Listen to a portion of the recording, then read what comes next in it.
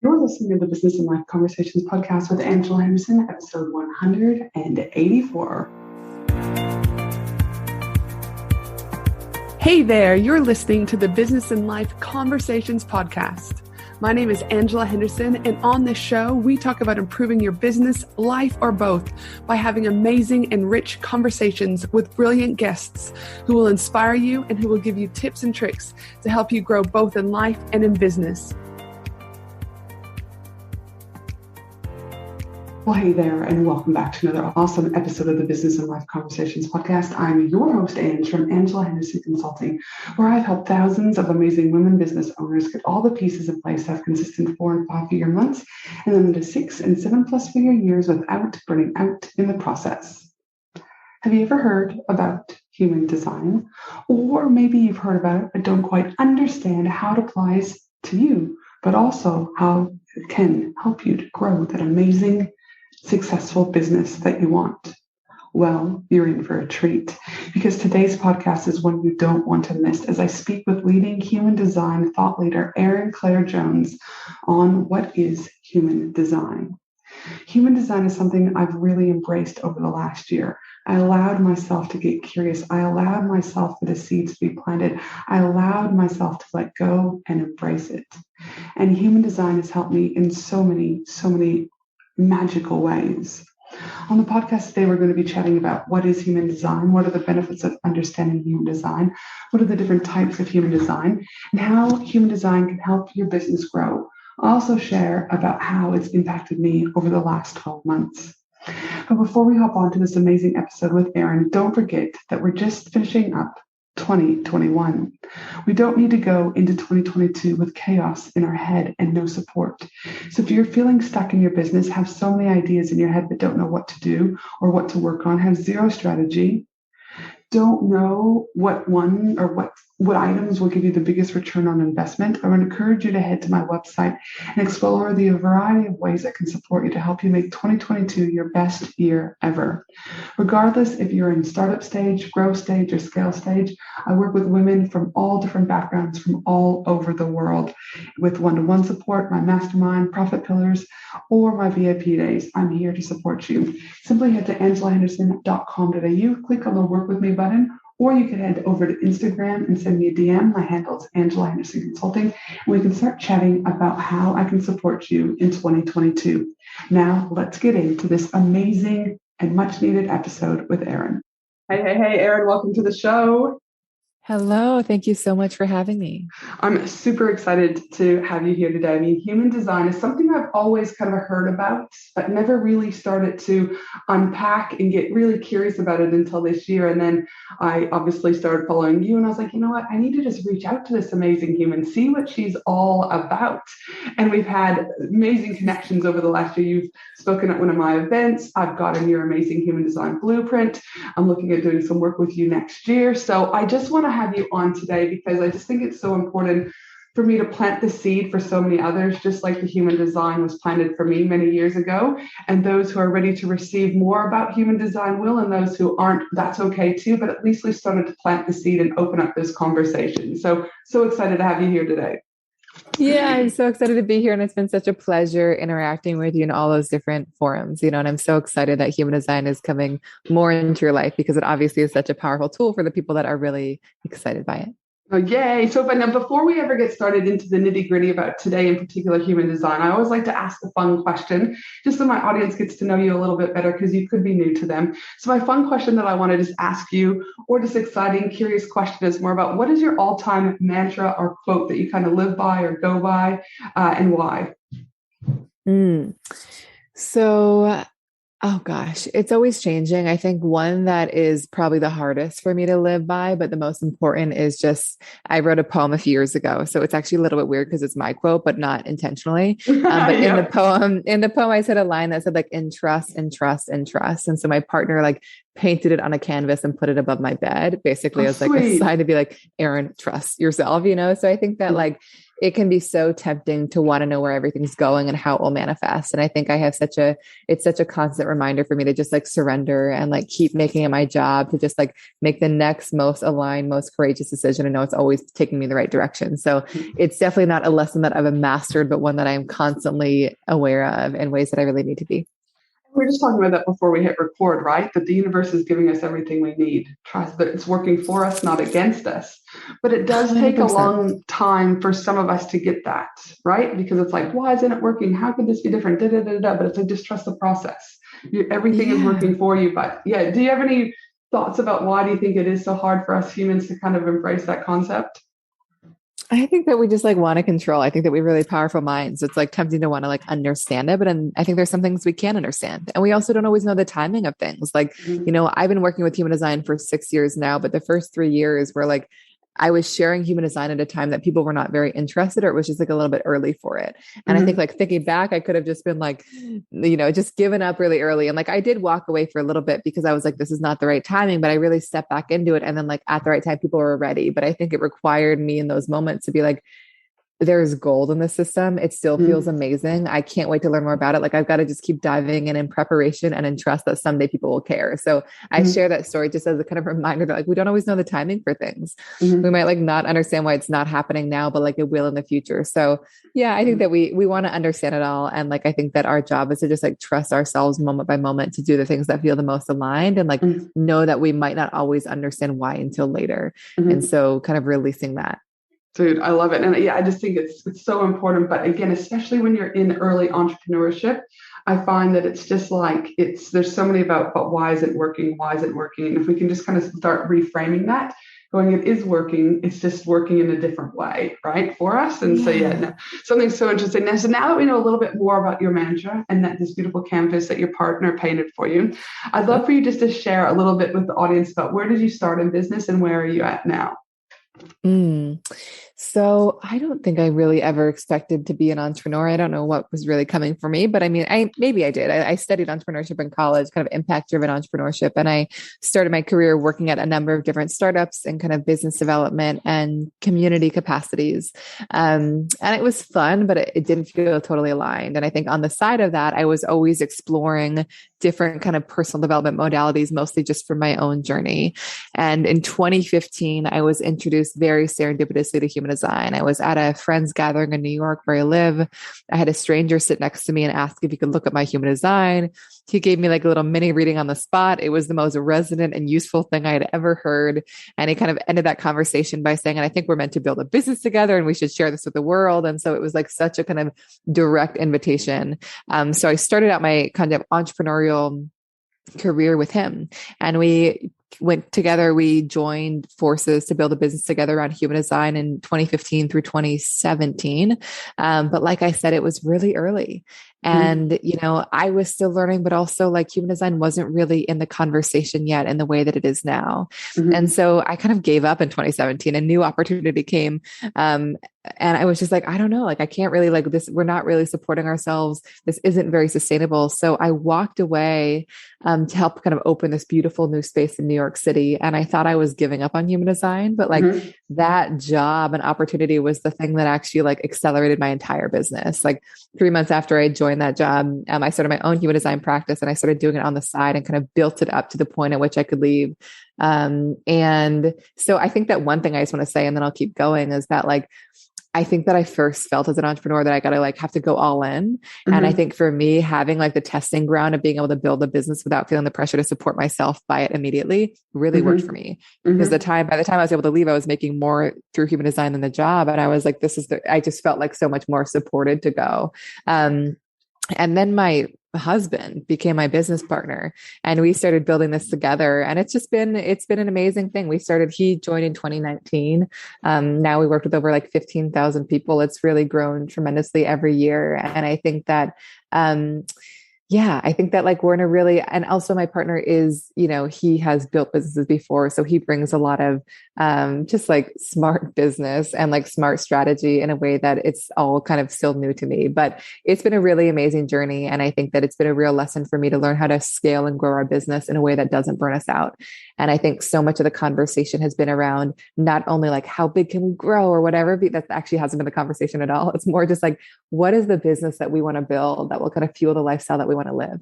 Mm-hmm. And I know for us, like neither of us want to burn out, neither of us want to manage a huge team. So we've been really intentional about talking about kind of the business that we want to build and the structure that actually will feel the most sustainable and joyful for us and where we can have the most impact. I think you raised a few good points there. One is the importance of understanding that you might be happy just, and when I say just, I'm not minimizing, but simply taking your money that you made in a 9 to 5 and replacing it with your business. That might be what feels right and is alignment for where you're at right now. Others might want to build an empire. But this conversation's come up a couple of times with a couple of my other entrepreneur friends around when has it become not okay just to be happy with making $250,000 a year, right? Like there's so much consumption and so much push because of ads and things like strive for the 7 figures. And so then so many clients that I work with are going, but that's what I've been told, I got to strive for 7 figures. I'm like, no. We need to go back just to the roots. What lights you up? What brings you happiness? What do you want to show up to do every single day? And let's build it around your kids or, your elderly parents, but they've been so consumed, right, by everything on the internet that they must have this empire. So I appreciate you sharing that because it just, again, I hope for those who've been hearing these seeds for a little while on the podcast, like, again, build what feels good to you, not what you think you have to do, because again, everything else will be eat with flow, ease, and joy. So thanks for that one. The other thing that I like too is the essence of keeping your 9 to 5 job, right? Again, there's lots of entrepreneurs, I won't name names out there, saying just quit the 9 to 5. You can make it in your whatever dream job. Okay, yes, but all right. If you maybe have an inheritance and you've got money to set up your business and move quicker, and you might be able to do things like ads or partnerships or things like that, whatever, then yes, maybe. But if you don't, then the reality of it is that like that's probably going to be a little bit difficult. So it's important to me that like I stayed in my 9 to 5 for many, many years. And then it was after that I started to see things started to rock and roll. I then got out of the 9 to 5, but the 9 to 5 allowed me the opportunity to still have 2 weeks sick leave, 4 weeks annual leave. I bought another 4 weeks leave. I had all the public holidays also that were in there. And so it allowed me less pressure on my family, less financial pressure, but also allowed me the opportunity to grow. So I also appreciate that comment because so many people are told just leave the 9 to 5 and everything will come. And it's not necessarily like that. Yeah. And to me, it was actually just so much more stressful building the business at first when I was just like, I'm starting this new thing, experimenting, and I'm putting so much pressure on myself to support myself immediately. So, and it was an interesting thing because again, like I said, the job that I took, and it was super flexible, like my days allowed me to build a practice on the side, which I know is not always feasible, but the community that I was building they were all my first clients. And so like, it just accelerated my business in ways that I could never have imagined. And so it's also just like being open to like things manifesting and taking shape in ways that you can't always see. So yeah, it's been an amazing journey. And I think another big lesson for me, and this is so much related to my design, is that like, and I think we've talked about this before, that I think when I first started kind of building the business, it was so much based on one-on-one sessions, working with people. And I love that work, but it also felt a little bit limiting because at a certain point it was like, if we wanted to grow or reach more people, like it would require that I sit with more people. And like, I didn't have the capacity for that. And so I think really early on, we kind of explored ways to grow our business in ways that don't require me to just sit with everyone. And so now it's like, I still do sessions, but they're a very small percentage of what we do, because we've kind of found more accessible ways to share human design with the world. That has also been easier on my time. And so it's been really cool to kind of think about ways to do business in a way that allow us, and this is not for everyone, like some people want to do one-on-one exclusively, but has allowed us to kind of reach more people at a more accessible price point, but also in a way that has been allowed more space for us to kind of continue developing and cultivating new offerings. Absolutely. And that's the thing is one-to-one will work for some people, it won't work for everyone.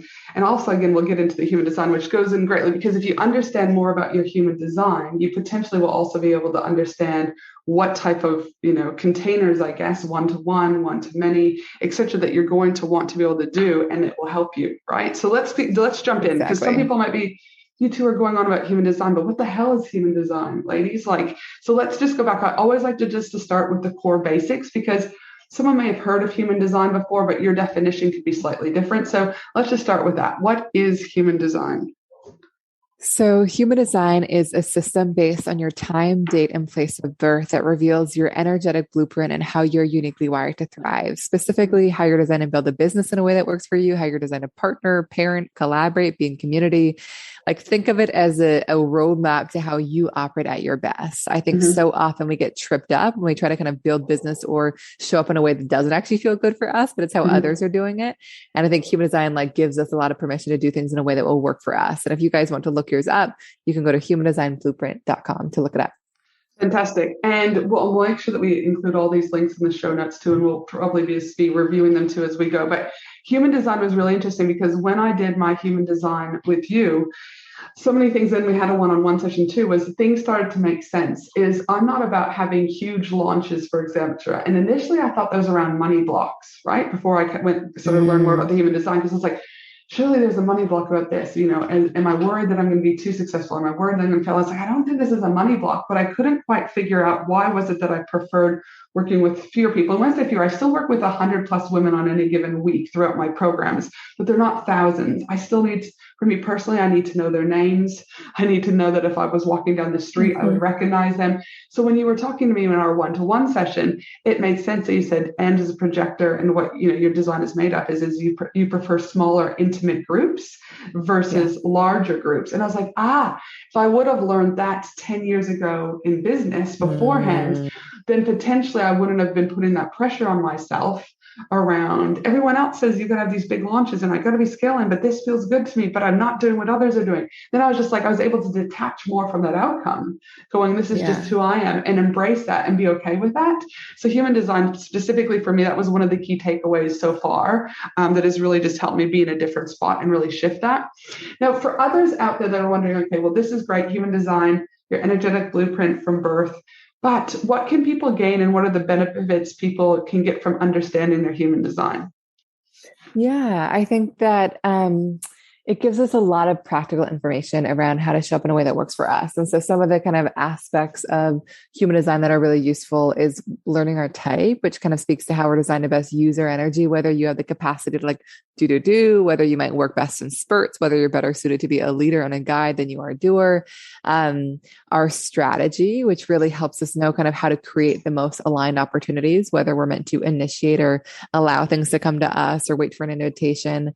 I think another really essential piece is what we call our inner authority, which speaks to how we're uniquely wired to make decisions. And we're making decisions every day, from who to work with, how to work with them, who to hire, when to leave an opportunity, when to start a new one. And it really helps us kind of know how to do those things in the most aligned way. And there's so much more. I think that other really actionable kind of important pieces are how we best market, where we can get the most taken off track. So kind of areas to really keep an eye on, as well as kind of what our innate gifts and strengths are, so that we kind of can lean into them more. So I think it really just gives us very practical information around how to show up in this world in the way that is so authentic and is going to work the best for us. Which I guess then that would, well, I know, but you obviously know too, but for those out there, are there tons of different human types of designs? Is there a core number of human designs? How many different types of human designs are there? So at the highest level, there are 5 types, but the type is just the first piece. There are many, hundreds and hundreds of thousands of configurations. And so there are a bajillion possibilities, honestly. So, but I think that at the very highest level, learning your type is really important. There are 5 of those, but it's a very nuanced system. It's very specific, it's really reveals so specifically how we are each different. So you and your partner, you and your colleague might be the same type, but there's going to be so much more kind of distinguishing you underneath the surface. And I know that's like when I was doing mine, it's like, I know another friend say is a projector, which is one of those type of one of the main five, which we'll Five talk a types. little Yeah. bit more in a minute. But it was like, oh, okay, but I'm this and you're this, right? Like completely different, because obviously, again, like you Yeah. said, there's so many different combinations. Can you just share the kind of five top tiers though, just so that again, people can start hearing the language around human design? Of course. So high level, we've got manifesting generators, projectors, reflectors, and manifestors. Okay. So manifesting generators and do you want me to describe them? Yeah, just a little bit. Yeah, that'd Okay. be great. Yeah. Manifesting generators and generators are like here to be the doers, the builders, the creators. The more lit up and satisfied by what they're working on, the more energy that they have. So some of their biggest lessons are around prioritizing their own satisfaction, seeing that not as selfish, but actually as what allows them to have the biggest and most positive impact in the world. And also around boundaries, just knowing that just because they're capable and confident doesn't mean that they're available for everything. So following what lights them up. Manifesting generators specifically are often quite multi-passionate, like moving their energy in between lots of different things, move very quickly. And generators are a little bit more about kind of like mastery and this like steadfast commitment they bring to whatever it is that they do. But both types have such a tremendous ability to bring ideas to life when they're excited and lit up by them. And their strategy is about letting things come to them and waiting for things to light up their gut before they go after it. Gotcha. So those are those two. Then we've got projectors. Projectors, you and I are both projectors, but projectors are really here to be advisors, leaders, guides, teachers, very natural kind of coaches or CEOs. They're often so innately sensitive and tuned into other people's energy and really good at asking the right questions and offering very powerful insight. One of the biggest lessons for us as projectors is not trying to be the doer. So even though we might have like bursts where we can make a lot happen, we often aren't meant to just like do all day long. And so we might find that we're more successful when we kind of build in space and rest and ease into our days. Often projectors are really smart about people. They love any system that kind of helps them better understand people and how they work. And the strategy for us as projectors is to really kind of wait to be recognized and invited. So really working with and being intimate with people that deeply see us, recognize us, and value us. And also knowing that people cannot invite you in unless they see you. So kind of considering ways to make yourself visible. So like for you, the podcast is probably an amazing way to do that. To kind of just like share yourself authentically with the world in a way that allows the right people to kind of resonate with your energy and come to you. Fantastic. Do you have any thoughts on, yeah. Yeah, I mean, the projector has been a great, I mean, now that I've obviously been able to put together what does it mean and things like that. And 100%, the second most important thing that I took away from you was the essence of letting people come to me. And I think I've always kind of done that really well, where I'm just like, listen, I always say, Amber McHugh, and a friend of mine, an old coach of mine would also talk about, like, she says often, like, you're right on time, right? Like, you're right on time, people. And so instead of like, I'm not a hard salesperson, never have been. I'm kind of like, this is how it rolls. Of course I do follow up, and of course it's a sales calls, but I'm like, it's got to feel right for you. It either is working or it's not. And I really do invite them, but I never hard sell. I don't ask them to buy on a call. I just let it kind of flow, because I'm just like, why would I want to force someone to buy something from me and then we're not the right fit, and then they potentially come into my programs and then there's like this toxicity around it, right? Like, that's not good for anyone. So that was a really, though I was already doing it, it was also just kind of that confirmation again that I was doing it in a way that was right, when all of these other coaches that I've had have been saying, like, no, you should be giving them the link on the call and you should be doing this. And I'm like, no, that doesn't feel right. And knowing that actually that's part of my human design is just kind of, let that invitation happen. The other thing that I've really taken away thirdly from since working with you was the essence of, a lot of times I might reach out to, say, past speakers, past clients, past whatever, because I am a bit of a connecting person too. And sometimes like, they'll go months and months and months and I'll hear nothing from them, or even years sometimes. And the first thing they'll do is ask me for something. Can you do this? Can you do this? Can you do this? And old Angela a few years ago would have been like, oh my goodness, sure, But you talked about like, people have to reciprocate, right, that back to me in order for me to, I can't remember the words you used, but in order for me to still want to continue that. And so I've really kind of gone, you know what, and on not a lot, but a handful of people that I was really trying to connect with and stay connected with, is they really don't put it back in to the Yeah. relationship. And so I've just gone, you know what? I'm not that I'm going to be mean to them or anything like that. And quote unquote, we're still friends on Facebook and all things like that. But I've set better boundaries around that since meeting with you. And I've also just gone like, it's okay. Their human design is probably different to mine. They're probably not also connectors and don't need this. But for me, I need to know that when I put into the relationship that it's validated that this is a two-way street and not just a take. So that was another key thing I learned through one-on-one with you, but also just understanding the blueprint that I'd also purchased. Yeah, I think that like so much of being a projector is feeling deeply recognized and seen, and that's what fuels your ability to give. And so if you're kind of in a place where you're giving so much and not receiving, it will burn you out. And community specifically for you, and this comes from an aspect in our design called our profile, is essential. And so kind of cultivating the most aligned relationships is the best thing that you can do to kind of create more opportunity for yourself. So any ones that kind of aren't feeling aligned in that way can be more challenging. So the other two types are the manifestors and reflectors. So manifestors are often here to kind of be the initiators, the innovators, the ones that really have the energy to just like get things started and kind of get the ball rolling. They have a very just innovative nature, and they're kind of really here to do things on their own terms and in their own way. I would say one thing that's very important for manifestors is feeling a sense of freedom and autonomy and control. They're really not here to kind of be told what to do or managed or guided in any way, like here to do things on their own terms and in their own way. So just exploring where they could feel more freedom in their life and knowing that they are often going to operate best in spurts. So really kind of honoring that and not trying to do all day long. And I would also say in a more entrepreneurial capacity, like as a manifestor, your gift is like initiating and getting something off the ground, maybe not in sustaining or maintaining that thing. So also kind of giving yourself permission to be supported and hand things off. The strategy for manifestors is to initiate, to kind of make the first move, and also just make sure they're keeping the people around them kind of in the loop with their decisions and what they're choosing and when. Love it. And the last one? Is a reflector, most rare type. These people are deeply sensitive to their physical space and kind of always taking in and magnifying the energy that they're around. And so while this is important for all of us, it is so especially important for them to be such ruthless curators of the people they're spending time with and the places they're spending time in. I mean, like home, city, office. And the magic of reflectors is in their fluidity, meaning that they might have some periods where they feel like a generator or a manifesting generator or a projector or a manifestor. And their job is never to show up in just one way or be one thing, but basically honor whatever feels like them that day. So really kind of starting to tune into that. And I think in the context of business, we call reflectors evaluators, because they see and sense things that so many people don't. And so to kind of be in environments where their perspective feels really valued and recognized and invited in is really nourishing and healthy for them. No. And you said they're rare. Like, what would you say out of all of the 1%. 5? Wow. Okay. Yep. That's so interesting. So generators and manifesting generators kind of collectively make up about 70%, which I just want to remind people in no way means that you're not unique. There's so much nuance underneath it, but it's because these are the people that just generate and build and create. We need this energy so powerfully. And it's really just like, honestly, I love being around generators. My husband's a generator. It's just like when they're lit up by what they're doing, it just like feels so good to be around them. Projectors about 20%, because obviously if we were all guides in that way, we would need some more people to help us make the things happen. Totally. So we kind of need this balance. Manifestors are about kind of 8 to 9%, and then reflectors are about 1%.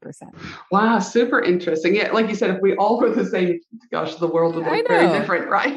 So now we need that, distribution, which is great. Now, for those out there thinking, all right, but I've done a lot of personality tests. I've done the Enneagram, now I'm going to forget all the names of all the others, but you get what I'm saying. What's the difference between the human design and other personality tests? Yeah. So I think that one, human design is probably not for everyone because no system is. I think that what drew me to human design is that the information it offers is incredibly specific. Like I said, there are like a bajillion configurations, but also really practical and really actionable. I think that so often we are inundated with amazing information that's like really juicy, and then we have no idea what to do with it. And I think the magic of human design for me is that it gives us so much practical information that we can integrate into how we make decisions, how we build businesses, how we parent, our kids, how we show up in partnership. And so I think it's not just about like learning, but really about kind of like integrating this stuff into your day-to-day life. So that's what drew me to it. And also there's so many layers of human design that can speak to how we best partner in terms of layering charts on top of each other, how to kind of build teams. So I just had never seen anything with the specificity that I found in human design. And I find I work with a lot of skeptics because I do work with a lot of companies. And I find that like human design tends to really resonate with the most skeptical of people because the language it's in, which is so specific and so grounded and so practical, which is always my intention in sharing it. But yeah, that's what drew me to it. But I think that, and I think another big difference here is that some systems like Enneagram or Myers-Briggs or DISC, and I love these systems, they are self-assessments where we kind of assess what we are based on what we see and what we experience in our own lives. Human design is obviously very different in that it's based on our time, date, and place of birth. And I think sometimes it's a little bit, for me, that's easier because like how my Myers-Briggs changes over time as I evolve and based on why I'm answering the questions. And so I think that there's something really nice about kind of the magic of human design and not only connecting us to what we're conscious of, but all these unconscious things that are underneath the surface. And that's what I like too, is that for me personally, it's like, how could it not say what I'm saying? It's like our time, date, place, birth, like all of that is us, right? Like that's not changing. Even, I mean, yes, we're going to evolve, but that initial, when we hit Earth side, that is solidified, right? And so that's why when I started to learn more about it, because I too like have done the Myers-Briggs and I'm like, hey, I was this before, now I'm this. Why is that? Whereas the human design just was so easy for me to digest and so easy for me to just start shaking my head and then just having those like aha moments going, why didn't I know about this early, right? Like, and so for me, it was around the simplicity, but also just the fact that you can't change when you were born. This is just fact. And so again, it made sense around that, like that energetic blueprint, like this is you specifically because of when you came Earthside. So for me, that was like really important, but also my ADHD brain does not cope well with like a lot of complex systems. And so specifically when I was reading the blueprint that I bought from you to kind of learn a little bit more, things were in easy language. It wasn't like a huge amount of jargon and over, like there's still a few words that needed to be in there, but it's like my brain got it and I didn't have to like reread it 80 times like on other things. And so that's what I also liked, is it was just a simplistic way for me to better myself, better my family, and better my business. And speaking of that, I'm curious to know, there'll be some businesses out there who are obviously just starting off in business, but then there's other businesses who are potentially in that growth/scale stage is what I call it.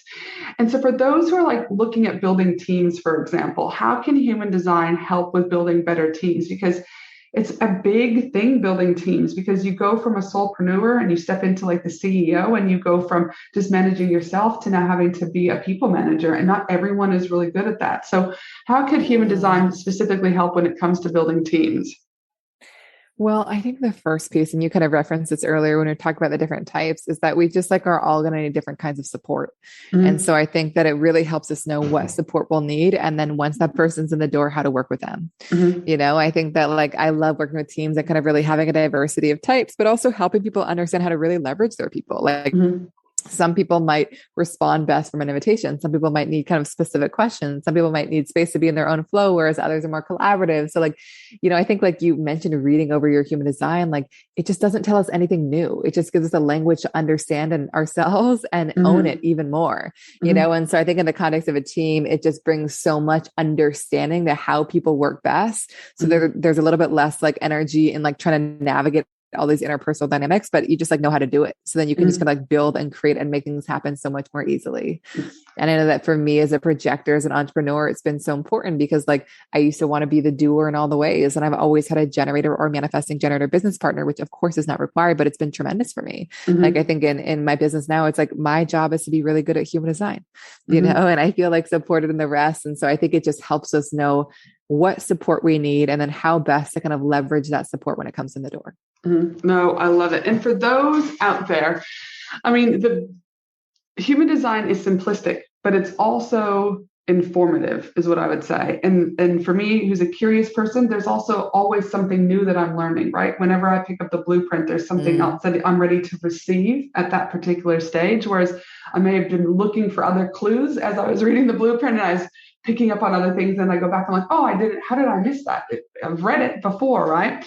So for those businesses out there who are like, okay, And you've been talking a little bit more about energy on the podcast over the last year. You've been talking more about healing. You've been talking about a variety of things over the last little while.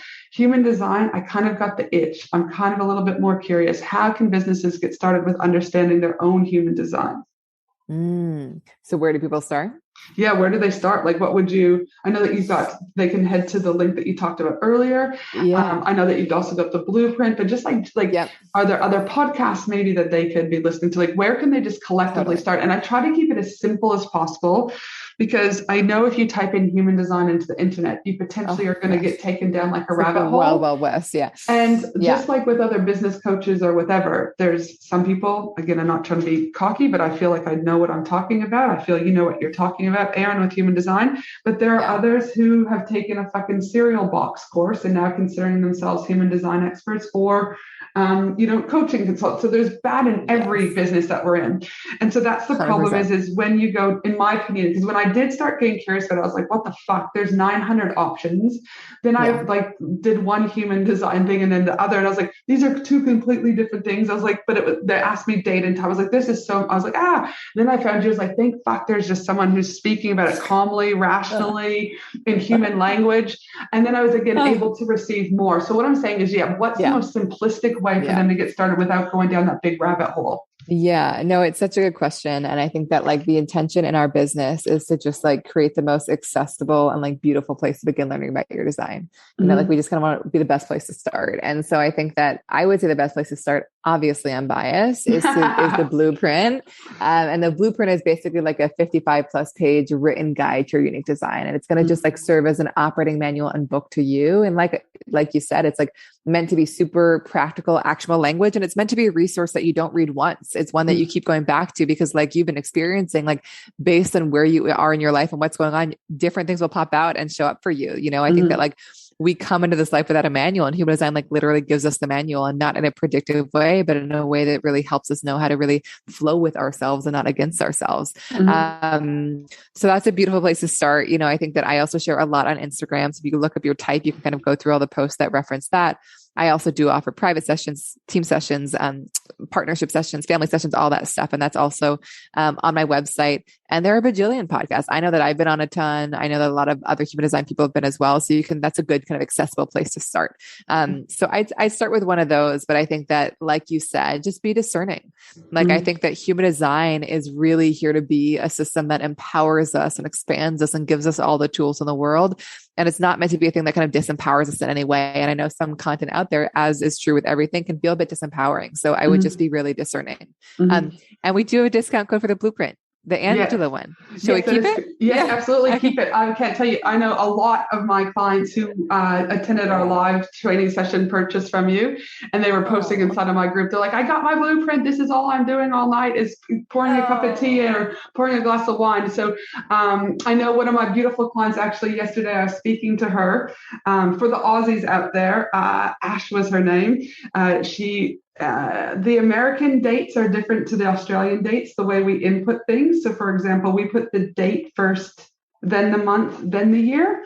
Whereas in America and Canada, you guys put the month first, then the date, then the year. So my beautiful client was like, oh, I fucked up. I put in the wrong thing for Erin. She's like, and I felt horrible. And she said, and it was just yesterday, I literally had my session with Ash at time of recording from 3 to 4 yesterday. She's like, and Erin, she's like, all of a sudden it was like, she just redid it and it was there. And she's like, and I just got tears in my eyes. She's like, because she's like, I needed that. She's like, I needed to receive it. And so all I'm saying is like, again, your customer service, your ability to just like, but what I'm saying is like, just giving that feedback to you is like, she was so humble yesterday with that. But again, so if you are in Australia, because the majority of my listeners are, when you go to put your date in, make sure you put the month first, not the day first, is what I'd say, because that will give you a different output in regards to what your design is. So yes, I would say, now what is your website, just so that they can head to? So our new website is humandesignblueprint.com. So you can look up your design, and we actually just created a much easier way to look it up, where it's like, you can't confuse the birth and the day and the month, because it is not the only one. She's not the only time it's happened. And then there'll be a link in terms of buy your blueprint book. And then if you'd like to book a session, that's on my personal website at erinclairejones.com. Dude, fantastic. And again, if you'd like to get your blueprint, we do have the code Angela still rocking and rolling from our live event. So feel free to use that. Yay. Now, I've got one final question for you, my friend, is this. What do you know now that you wish you knew when you first started out in business? What a great question. Two things. One, and this is the magic of human design, is just like honoring that we're all meant to do it differently. Like just because you saw somebody succeed in a certain way or market in a certain way doesn't mean it's for you. And so just like honoring that your roadmap will look different and trusting yourself enough to kind of follow it and do it in a way that feels good for you. And secondly, I think that I really love this journey with my partner, really envisioning what we want to build and how we want to do it in a way that feels really sustainable for us energetically. And so I would put some thought to that. You know, I work with so many entrepreneurs as clients that are totally burnt out, you know, and so for me, it's like, I want to grow and also do it in a way that feels good. And so just like making sure that you're not letting that fall by the wayside in a process of kind of building a business, because it's a scary thing and it's an amazing thing. But I think also making sure it feels really good and aligned for you. Listen, it's funny that you say that, because when I first started off in business, don't get me wrong, I do believe that there's totally you need strategy, right? You definitely need strategy.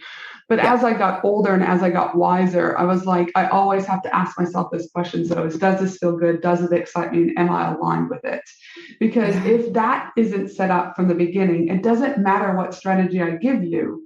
We're going to skew our results right from we're off to a bad start already, because we're not in alignment. Our energy is not going to flow correctly, and it may work, but we're going to just be pushing so much shit up a hill for so long. Right. So that alignment 100%. Is so important. And I know even, you know, with clients of mine, they're like, Ange, you know, I'm here for strategy. Yes. I'll get to the strategy with you, but we've got to work through this first, right?